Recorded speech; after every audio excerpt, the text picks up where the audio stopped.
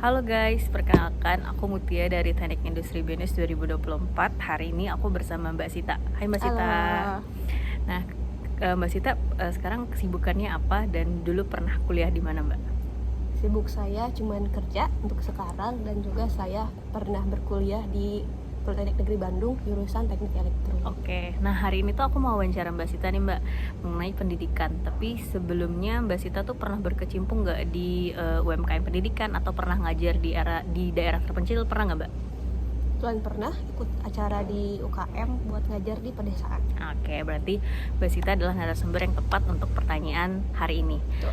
Nah, pertanyaan pertama tuh Mbak, kan sekarang tuh kan di era digitalisasi ini tuh kualitas pendidikan tuh sangat dielu-elukan gitu ya Mbak ya.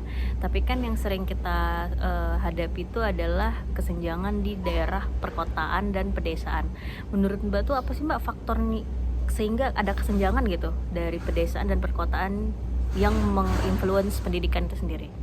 Faktor paling utama itu kan infrastruktur ya. Kenapa? Karena infrastruktur kan sangat berpengaruh buat akses, entah itu buat Oke. akses teknologi ataupun buat tenaga pengajar juga.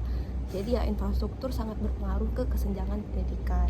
Oke, berarti kayak semakin baik infrastrukturnya maka alokasi si penyokong-penyokong kualitas pendidikan itu akan lebih baik berarti Lebih Mas mudah Sita ya. juga ya. Oke, berarti kualitas infrastruktur dari daerah itu tersebut guys. Thank you Mbak nomor satu. Nah nomor dua ini mengenai kurikulum merdeka Mbak. Jadi kan sekarang tuh seperti yang kita tahu kurikulum merdeka ini kan diterapkan nih Mbak di pendidikan Indonesia sekarang, yang mana siswa itu bebas banget untuk memilih keinginan sesuai dengan kemampuan mereka. Jadi nggak mengikuti apa yang menjadi tuntutan dari sekolah gitu. Nah, menurut Mbak Sita tuh apa sih Mbak yang bisa dioptimalkan Mbak di kurikulum merdeka itu di daerah digital ini? Apakah kita harus aware sama teknologi atau harus apa Mbak? Betul, menurut saya untuk kurikulum merdeka lebih baik atau sebaiknya kita fokuskan untuk materi-materi atau pelajaran yang bisa menambah skill di era digital sekarang ini. Jadi kita harus lebih modern lah Mbak ya Betul. sekarang, mengikuti zaman. Berarti setiap orang atau siswa yang punya keinginan A berarti harus lebih aktif untuk mencari tahu di era digital ini ya Mbak ya. Berarti sangat bermanfaat kurikulum merdeka. Jadi mereka bisa memilih keinginannya masing-masing. Nah, pertanyaan terakhir nih Mbak.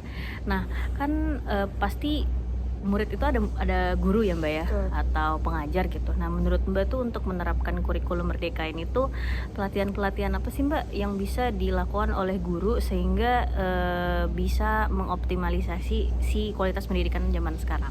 Untuk di zaman sekarang berarti kan guru harus lebih update ya sama skillnya di era Betul. digital.